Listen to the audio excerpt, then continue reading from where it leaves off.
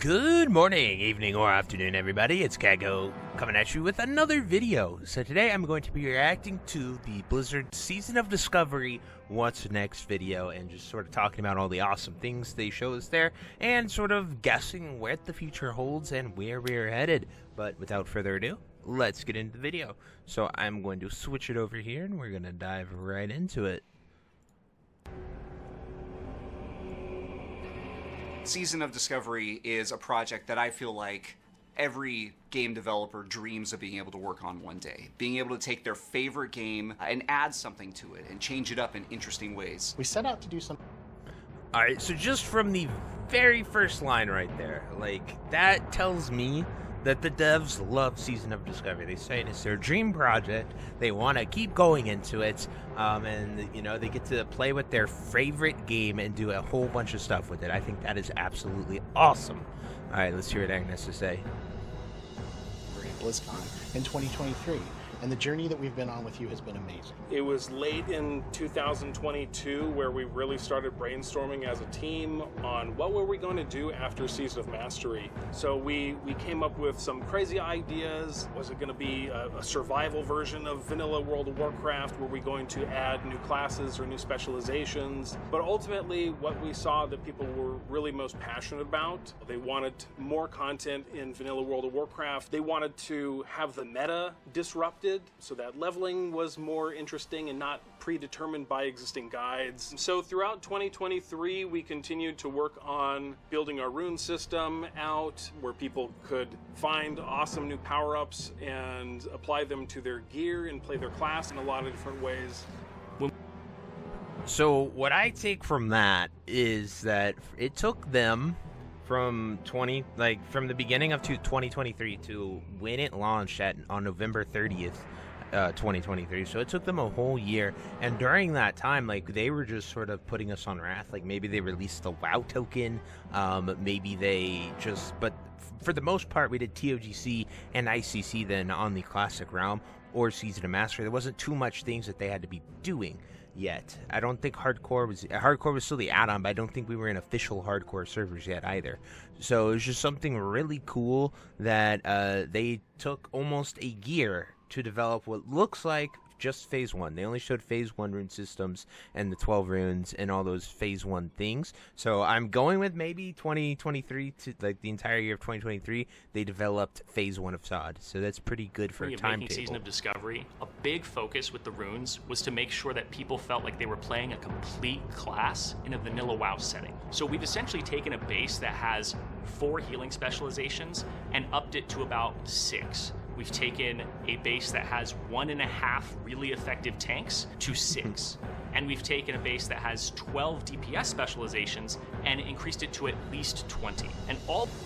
So that is probably the single greatest thing that they have done in Season of Discovery, in my opinion, is added those class and specs and roles to where, like, it doesn't, like, as the leader of the Saw Saviors and everything, I'm done with that guild. I'd literally take anyone. I don't care what the most meta tank is. It doesn't matter. I've played Feral Druid for our entire tanking career, from MC all the way up. Even when it was bad, even when it was good, I rocked the bear tank, and I have enjoyed it, and we've been able to clear every single piece of content up until the Enclave, of course, which has been difficult, but it is day 1, so we'll see what happens with that.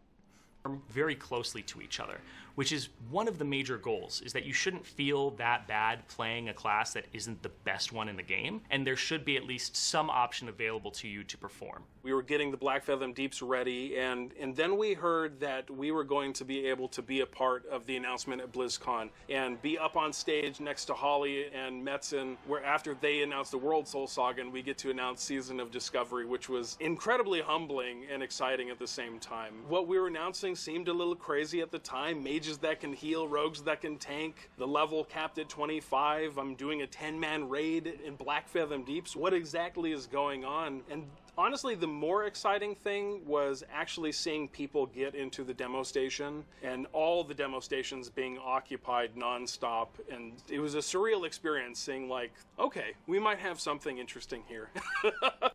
That's just awesome, you know, hearing their point of view from how we treated BlizzCon, and to answer what was going on there. We were discovering, obviously. People are pretty excited. And with Season of Discovery, we've been able to bring content that has long been hinted at or unfinished back from the original development of the game to light and to players for the first time, including the Kaghoe Crypts dungeon. It's kind of this storied. I absolutely loved Kaghoe Crypts. Like it was so awesome to go in there and experience something completely brand new and take an entirely different spin on what a classic dungeon was. Sure, the light mechanic was a bit annoying. Sure, things were hard, but those first days are some of the best memories I had of Season of Discovery. Just I have an explorer personality. Like I love exploring, I love discovering, I love going out there and finding the new stuff and figuring it out, and it's just like super awesome. I'm not, ironically, as someone who makes a ton of guides to show people these things, I don't actually watch too many myself. I actually like to get in there and figure it out and then try to explain it to you guys. So I absolutely loved Kaghoe Crypts. I'd say it was one of the best experiences in the 17 years that I've played World of Warcraft. Warcraft. There was a lot of history with this place. It was an immense weight to try and tackle something of this magnitude. Yeah, it was scary.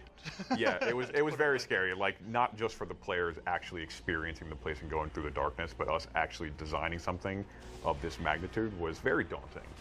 A lot of the times when we were doing stuff is we're looking at what contemporary things are doing, and which is how WoW was built originally, is looking at what is in the present. And we were like, well, we should try to go back to the past and see how they were doing things, and kind of keep those themes rolling forward. And Good thing is when someone says, wouldn't it be cool if we just do it? So my typical workflow is I focus on the I love items, that. creating them, statting them, naming them. I've just made items that I wish were in the game when I played it back in 2004. So when making items, I always want to make things that are fun, zany, but I also want to make things that are really viable. So I have a bunch of things like the whimsical World Warper.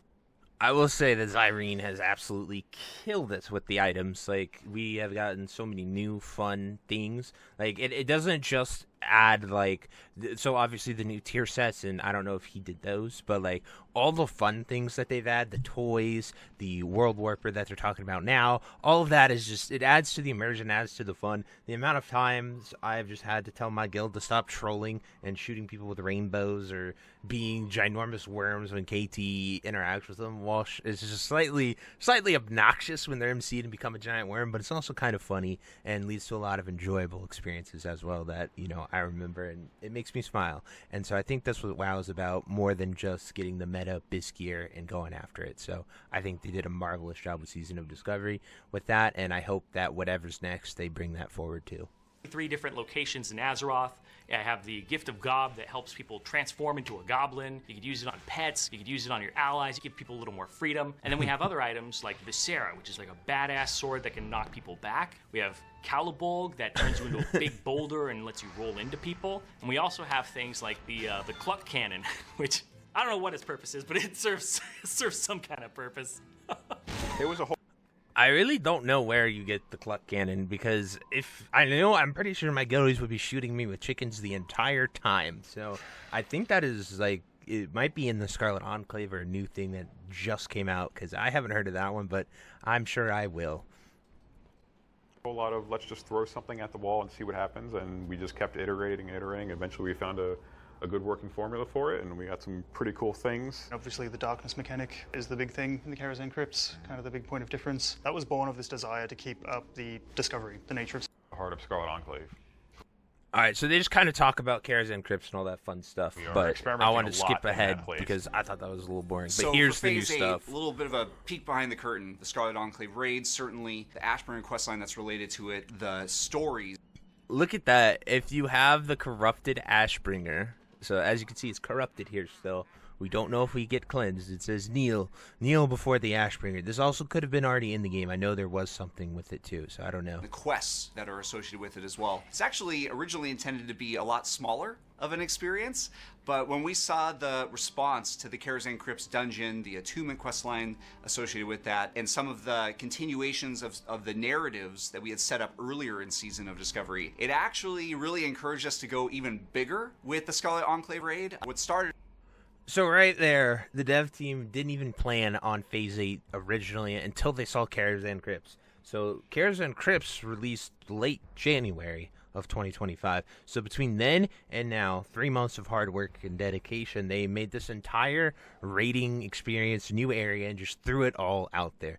So what does that tell me, guys? Well, we keep telling them we want more, keep telling them we want Phase 9, and maybe, just maybe, we might get that. Or, like, maybe SOD TBC, but that one seems a little further out there. But keep telling them you want more, keep telling them you love SOD, keep telling them this is the path you want to go on, and who knows, we might just get, even more Phase 9, or we might even get Classic Plus, so we'll keep as going a now. small 5-boss dungeon suddenly grew to a full 8-boss raid, which we think really delivers on the promise of what players have been looking forward to for this content, really over the course of their entire season of Discovery journey.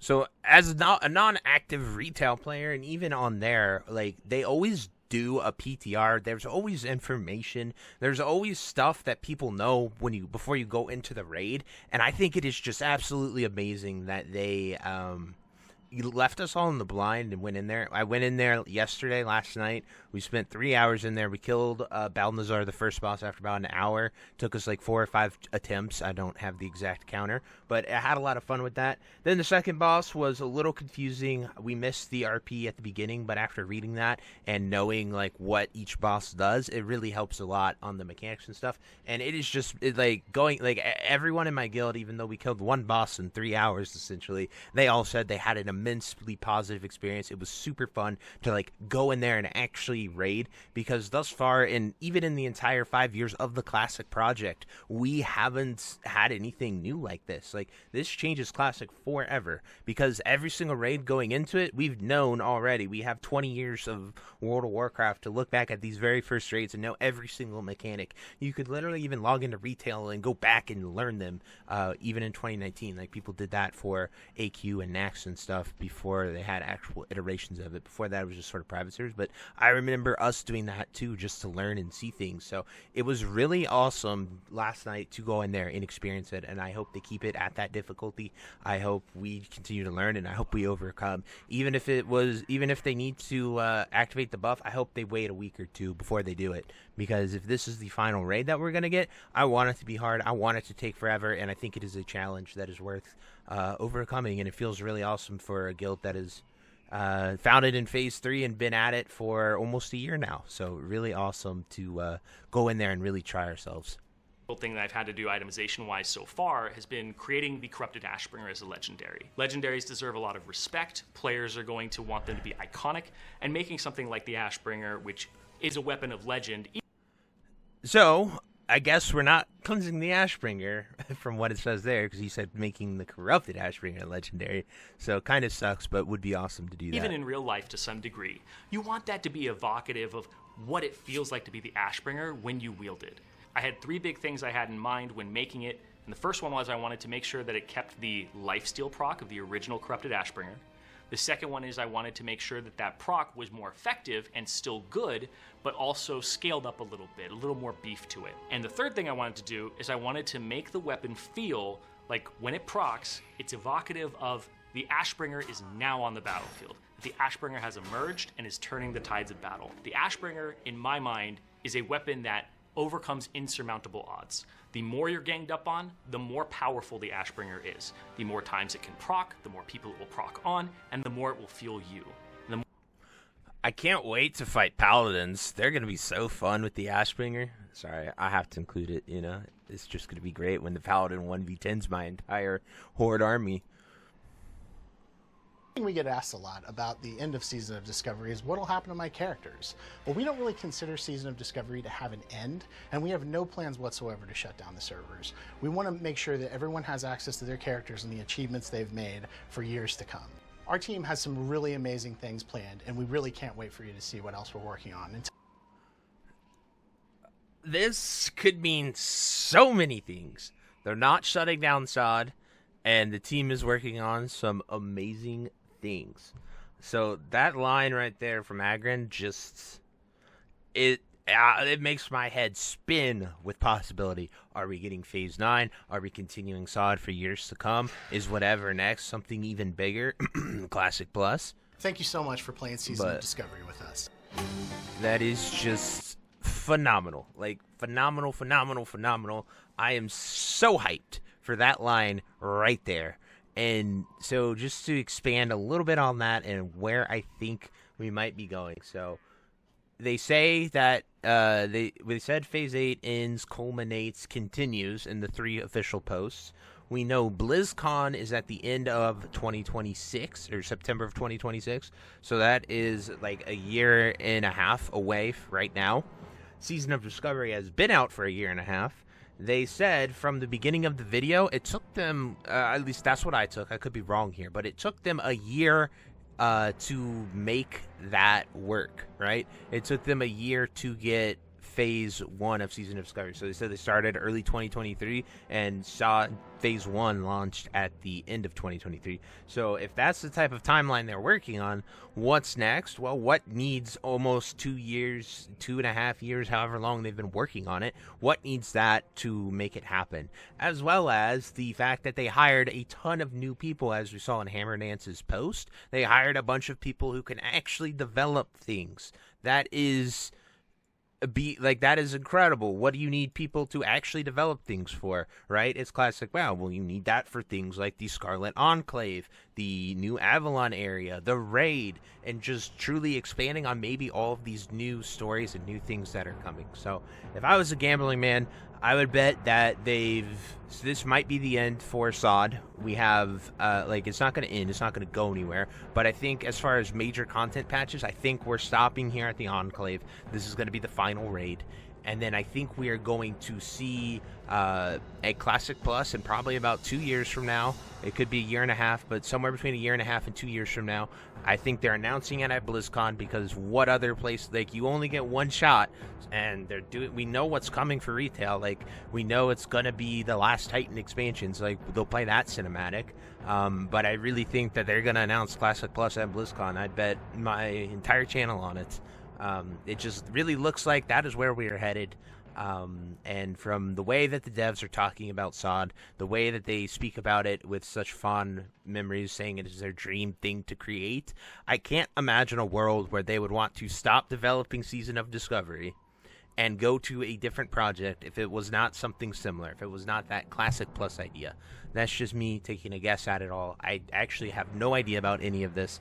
I'm just speculating here, but that is truly what I believe and where I hope we're headed, and SOD has been one hell of a journey, and I don't plan on stopping at all, but time will tell, and we'll see if more stuff comes. If we were to get a Phase 9 or something like that, I think it would be something along the lines of Undead Paladins, Dwarf Shamans, maybe expand on the Zone of Hyjal, things like that, because if they're adding those new things to Classic Plus, that's going to need to be tested, We've never had Undead Paladins anywhere, so, it'd be really, really, really, really, really, really, really cool if we got to test them here on Season of Discovery. So obviously I don't want them at all, and they're showing no bias, but one final Hail Mary for that, so maybe we'll get it. But anyway, guys, this video is long enough. I truly hope you enjoyed my thoughts, and to the devs, awesome job, guys. I love that little recap and the memories we went down for Season of Discovery. So until next time, I'll see you later. Have a great day. Bye-bye.